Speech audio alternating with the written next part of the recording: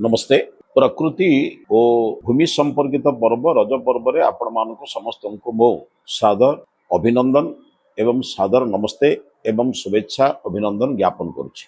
रज पर्व एक प्राकृतिक पर्व, भूमि संपर्कित पर्व। रज पर्व रे विश्राम निया जाए, श्रम करिबा पाई माँ सृष्टि करे ओ भूमि सृष्टि करिथिबा संतान को खाद्य अर्पण करे। जदि रज पर्व न थांता, माँ विश्राम न नेले मु जन्म हेबिनी, भूमि जन्म न हेले खाद्य आसीबो। तेणु भूमि को परवर्ती क्षेत्र में कर्षण करी खाद्य आनिबा पाई विश्राम दिया जाए। विश्राम ही भविष्य रे एक श्रमशील मनीष तैयारी करिवार मार्ग दर्शन कराए। पुराना काल रे रज आम ग्रामीण पर्व भाव एक आनंदर पर्व थे। रोषेईवास होउनथिला, पिठा तैयारी हेतिबा पोड़ पिठा खाउथिले एवं पूर्वर प्रस्तुत होइतिबा खाद्य को खाउथिले। रोषे होउनथिला, बटा होउनथिला, कुटा होउनथिला। तार मूल कारण होची भूमि को आमे कष्ट देबु ना। किंतु एबे पर्व आ गाँ रे होउने, एबे सहरर पर्व होइचे।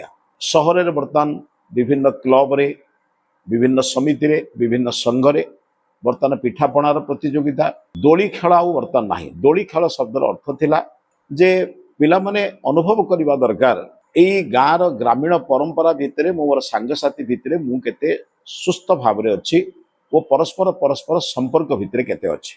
तेणु रज पर्व एक भाईचारार पर्व, संगतिर पर्व, विश्रामर पर्व एवं मनुष्य समाज को शांति रे रखिबार पर्व।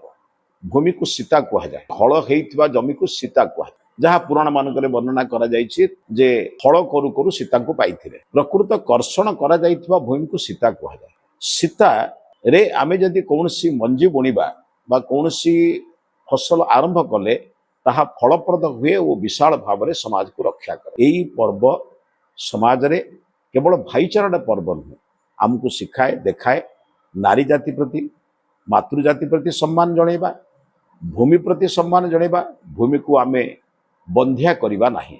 आज भूमि बंध्या, आज कंक्रीट जंगल, आज भूमि को नष्ट करिवार विभिन्न प्रकार कल कारखाना और पानी द्वारा भूमि आज नष्ट होउची।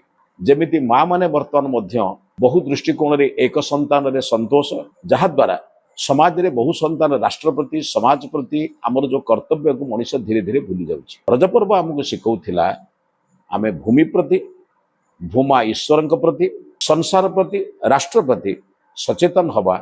अंतत पक्षे आमर परवर्ती पीढ़ी यही चारिटी जिनिस रे सफल काम हो। भूमि को रक्षा करू, भूमा ईश्वर भक्त हो, राष्ट्र भक्त हो एवं समाज रे जड़े सुंदर नागरिक भाव में समस्त सहित सहावस्थान रहू।